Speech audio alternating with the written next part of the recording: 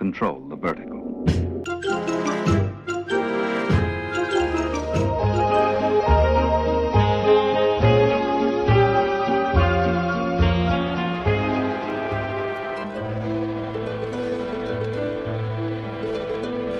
Welcome to Anthologic, the TV anthology podcast.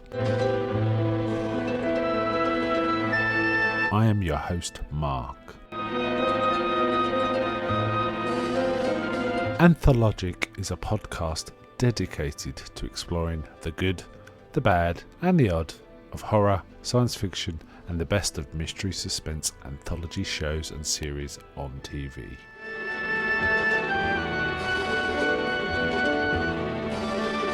Join me as we slip through the cracks of reality to approach the extremes of experience, where we can peruse the stories and art of a sinister fairground of strange and wonderful rides. And now we go on to the show that is the focus of this particular episode.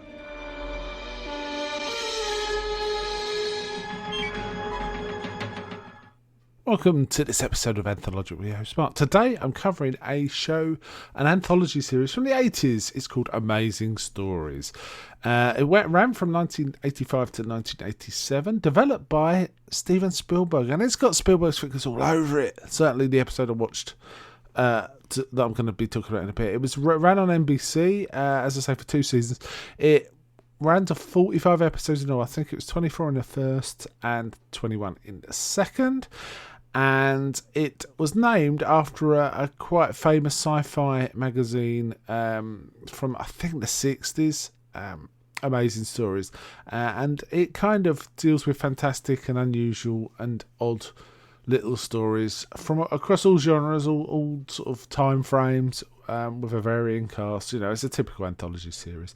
Now, the one I'm talking about tonight is the first in that series, and it's called Ghost Train. And one of the only 2 episodes actually directed by Steven Spielberg. It's interesting because he had gone on to he was already successful in the movies.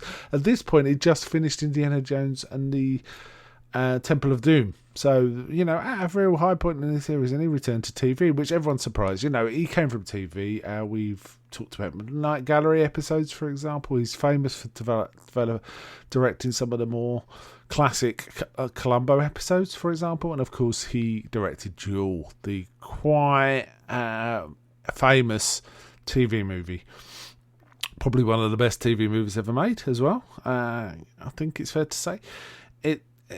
So this one, I should also say the series went on to other things. It came out of Amblin's Spielberg's related production house, where it had that whimsical Americana kind of stuff. And there was actually one movie arose from the Amazing Stories battery, which was Batteries Not Included. In fact, that was originally supposed to be a story for Amazing Stories, but Spielberg really liked the idea, and he got it developed into a movie. He did direct it, I don't think, but no, he didn't. But I think he produced it, and it was an Amblin thing. Now, this feels, from the opening sequence, you can feel this is like an Amblin thing. It feels like E.T. It feels, it's got that sort of Americana vibe. You definitely feel it. And it never rated very well, but it kind of won awards. I think it won 5 Emmys. And Mick Garris, for one episode, Mick Garris, the writer, won an Edgar Award for the best episode in a TV series, an episode called The Amazing Falsworth.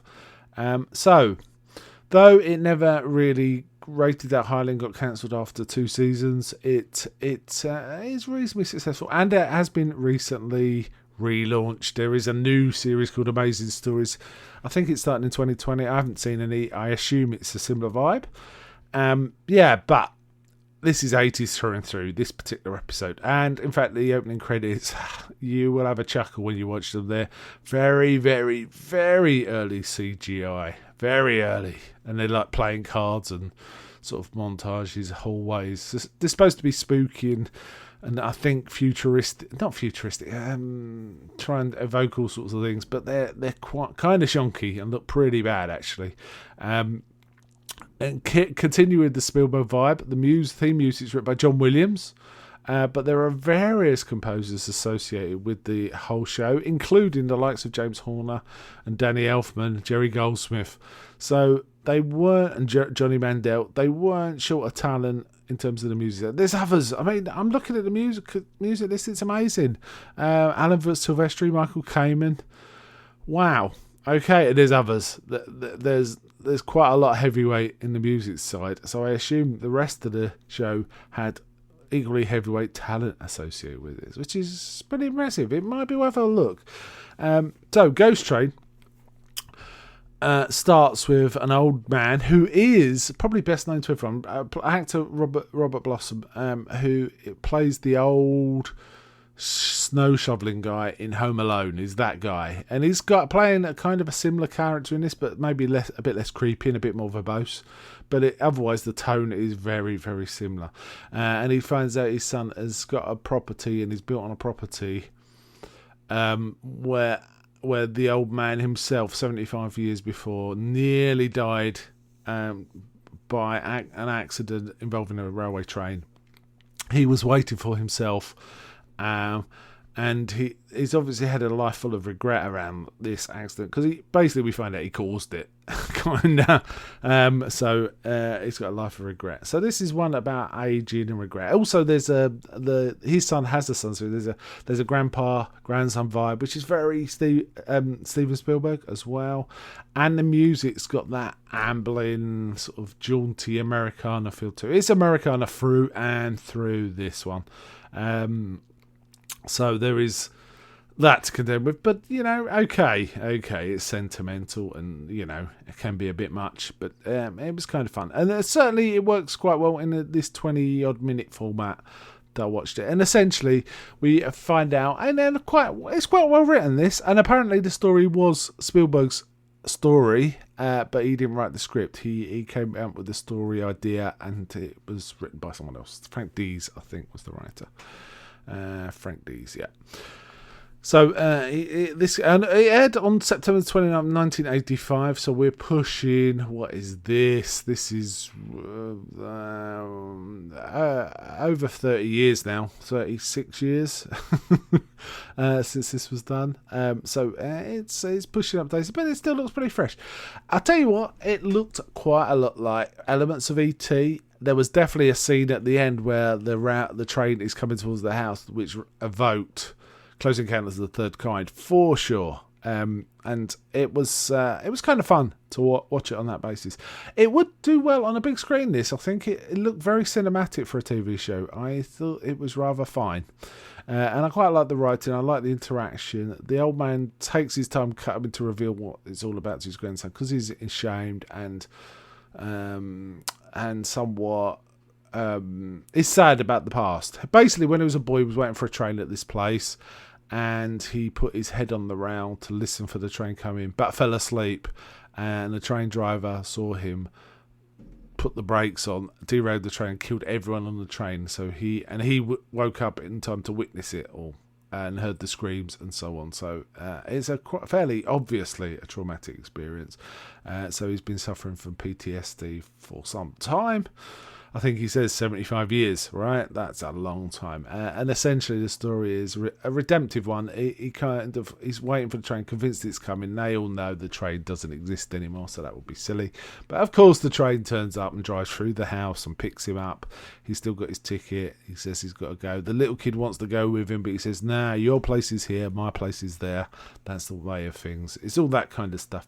I have to say the kid is played by Lucas Haas, who when he got older went on to bigger things. But he's showing his talents here quite well, and I think the whole thing works. I give this a recommend. I wouldn't mind watching more of these at some point. I have to say, I just looked up. Yes, it did revive in March the 6th, 2020 on Apple TV. So there is some sort of revival there. I don't know what the nature of that is. I assume it's tonally pretty damn similar, but we'll see, right? So yeah, this was really an ambling production. For example, the producer on this was Kathleen Kennedy, Frank Marshall, and Brad Bird. So there's quite a lot of talent and know-how gone into this one. So It's kind of interesting, right? It's kind of interesting. I give it a recommend. Okay, I think I'll wind up there. But before I go, may I ask, is anybody out there? I'm not.